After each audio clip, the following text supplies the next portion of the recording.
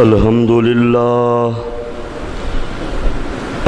لله رب العالمين والصلاة والسلام على أشرف الأنبياء وخاتم النبيين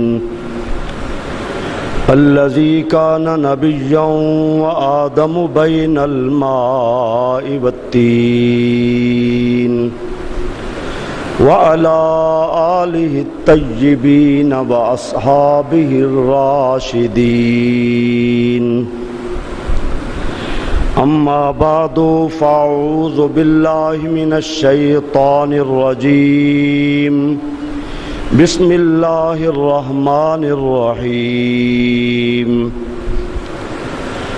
وَلِلَّهِ عَلَى النَّاسِ حِجُّ الْبَيْتِ مَنِ اسْتَطَاعَ إِلَيْهِ سَبِيلًا قال الله تبارك وتعالى في مقام آخر وَأَتِمُّوا الْحَجَّ وَالْعُمْرَةَ قال النبي صلى الله تعالى عليه وسلم مَّا أَرَادَ أَن يَحُجَّ فَلْيُعَجِّلْ أَوْ كَمَا قال رب اشرح لي صدري ويسر لي أمري واحلل عقدة من لساني يفقهوا قولي قال الله تبارك وتعالى في شان حبيبه مخبرا وآمرا إن الله وملائكته يصلون على النبي يا أيها الذين آمنوا صلوا عليه وسلموا تسليما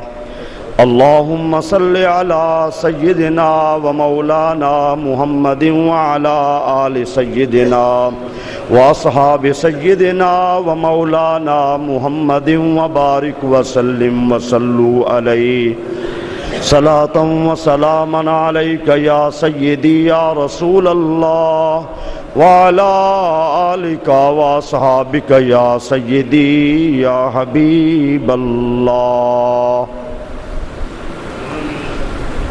اللہ رب العزت کی حمد و ثنا حضور نبی کریم رؤوف الرحیم صلی اللہ تعالی علیہ وسلم کی ذات گرامی پر درود و سلام عرض کرنے کے بعد دعا ہے اللہ رب العزت ہم سب کو زندگی میں بار بار حج اور عمرہ نصیب فرمائے،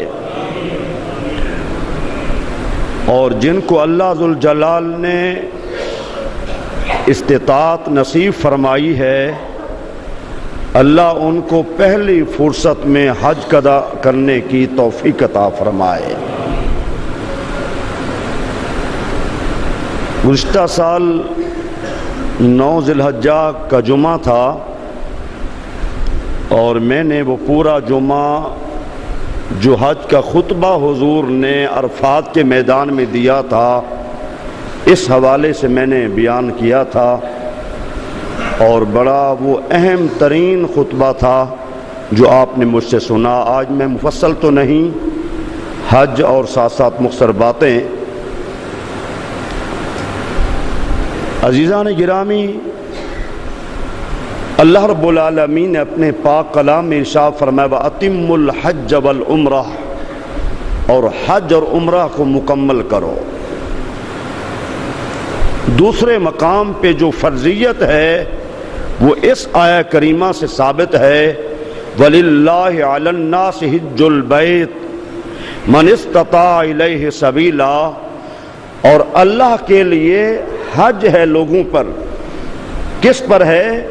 من استطاع الیہ سبیلا، جو آدمی استطاعت رکھتا ہے حج کرنے کی، جس کے پاس دولت بھی ہے، صحت بھی ہے، آنے جانے کے اخراجات بھی ہیں، ساری چیزیں جب مکمل ہیں تو پھر حج فرض ہے۔ بہت ساری عبادات کا جامع معنی عمل جو ہے وہ کیا ہے؟ حج ہے۔ آپ صلی اللہ علیہ وسلم نے ایک حج فرمایا ہے اور حضور نے ارشاد فرمایا کہ میں نے مختلف وادیوں میں مختلف انبیاء کرام کو مختلف حالتوں میں اور لباس میں دیکھا کہ وہ بھی تلبیہ کہتے ہوئے حج کرنے جا رہے تھے۔ تو علماء کرام فرماتے ہیں کہ اب بھی کئی انبیاء کرام باقاعدہ حج کرتے ہیں۔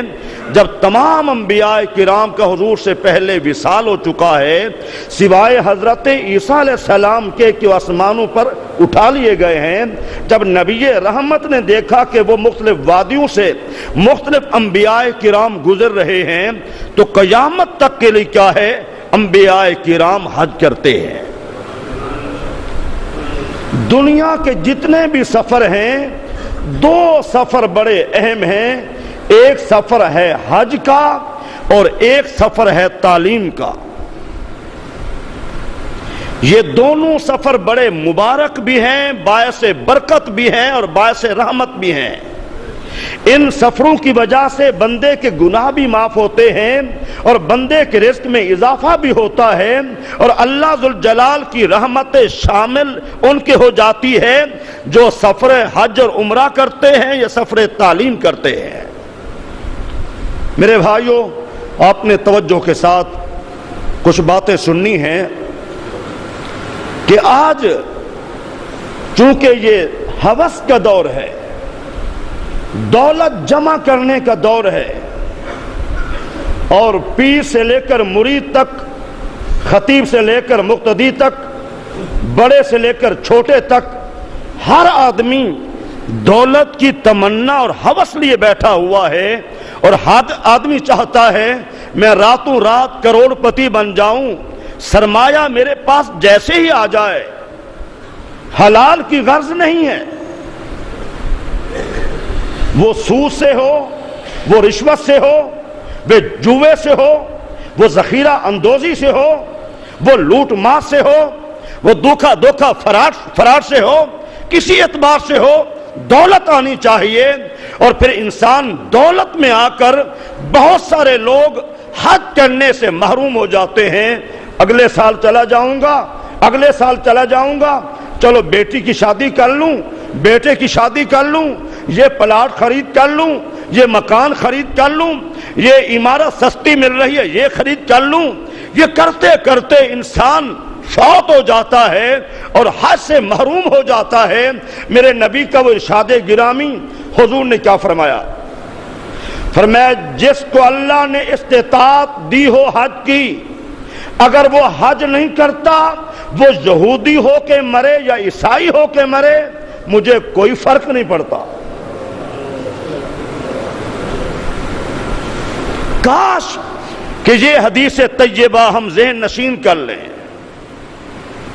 فرمایا میرا وہ امتی جس کے پاس استطاعت ہو حج کرنے کی، اگر وہ حج نہیں کرتا، فرمایا یہودی ہو کے مرے یا عیسائی ہو کے مرے، مجھے کوئی فرق نہیں ہے۔ اتنا ناراضگی حضور نے فرمائی ہے، حج فرض ہو جانے کے بعد بندہ حج نہ کرے، یہ کر لوں وہ کر لوں وہ کر لوں۔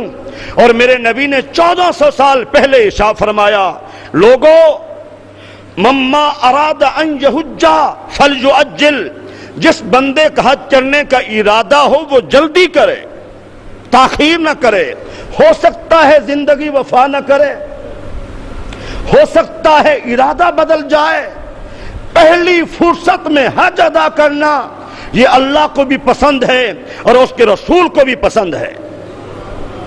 اور آج جب ہم سوچتے ہیں، میرے نبی رحمت کو اللہ نے کتنا علم عطا فرمایا، فرمایا لوگ سوچیں گے جب حج کرنے جائیں گے کاروبار ٹھپ جائے گا، دکان بند ہو جائے گی، ہو سکتا ہے حالات عجیب و غریب بن جائیں، پھر پہلی حالت پہ کاروبار نہ آ سکے۔ حضور نے کیا فرمایا؟ فرمایا میرے صحابہ، میرے امتیوں، حج اور عمرہ کرتے رہا کرو، حج اور عمرہ غربت کو، مفلسی کو دور کر دیتے ہیں۔ اللہ اکبر۔ حج اور عمرہ کرنے سے غربت نہیں آتی، مفلسی نہیں آتی۔ میرے کئی احباب ہیں جنہوں نے اپنے چھوٹے چھوٹے مکان بیچے، پہلے اپنی سواریاں بیچی، حج کیے، اللہ نے انہیں بڑے مکان بھی دیے ہیں اور بڑی سواریاں بھی دی ہیں۔ ٹھیک ہے نا؟ جب انسان ارادہ کرتا ہے کہ میں حج کروں، حضور فرماتے ہیں انسان ارادہ کرتا ہے، کوشش کرتا ہے، اللہ اسے توفیق بھی دیتا ہے۔ جب بندے کا ارادہ نہیں ہوتا توفیق بھی نہیں ہوتی۔ فیصلہ آباد میں کئی کروڑوں پتی لوگ ہیں جن کو حج نصیب نہیں ہوا، لیکن یہ ارادہ ہو۔ الحمدللہ ہم چاروں بھائی ہیں، چاروں حاجی ہیں، الحمدللہ اللہ کا فضل ہے۔ جب بھی اللہ تعالیٰ نے مجھے استطاعت دی، میں نے پہلی فرصت میں الحمدللہ حج کیا، الحمدللہ ثم الحمدللہ۔ تو حج کرنے کی وجہ سے انسان کی آخرت بہتر ہوتی ہے۔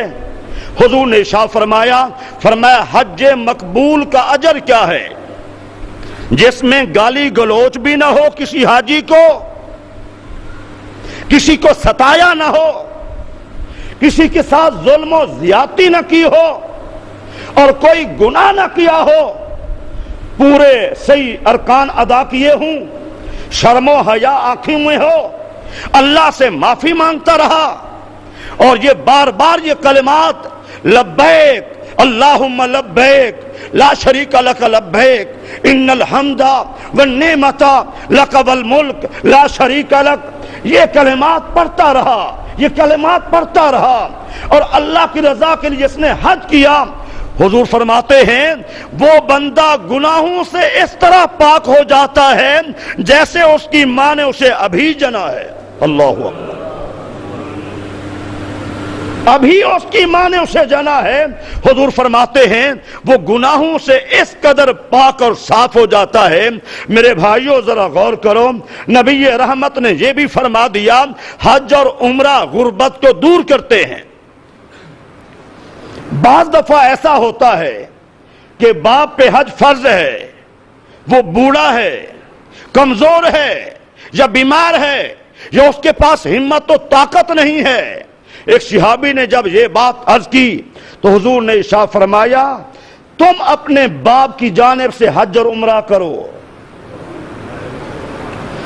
باپ پر حج فرض ہو چکا ہے، وہ بیماری کی وجہ سے، کمزوری کی وجہ سے نہیں جا سکتا، اس کے بیٹے پر ہے کہ وہ باپ کی جانب سے حج کرے، اس پہ ضروری ہے۔